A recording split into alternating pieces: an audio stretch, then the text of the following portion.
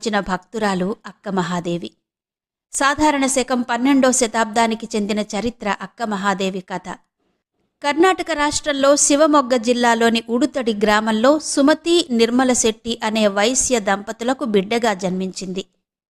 మహాశివభక్తులైన ఆమె తల్లిదండ్రులు సాక్షాత్తు ఆ పార్వతీదేవే తమ ఇంట బిడ్డగా జన్మించిందని భావించారు. అందుకే తమ బిడ్డకు ఆ తల్లి పేరే మహాదేవి అని పెట్టారు. వారి భావనకు తగ్గట్టుగానే నిజంగానే పార్వతీదేవే పుట్టిందన్నట్టుగా మహాదేవి మొహం మహా తేజస్సుతో వెలిగిపోతూ ఉండేదట. నిర్మలశెట్టి దంపతులు వీరశైవులు, పరమ శివభక్తులు, నిత్యం శివధ్యానంలోనే ఉండేవారు. అలాంటి తల్లిదండ్రులకు జన్మించిన అక్క మహాదేవికి శివభక్తి అలవడడంలో వింతేముంది? తల్లిదండ్రులు విద్యతో పాటు వీరశైవ మతాచారం ప్రకారం లింగ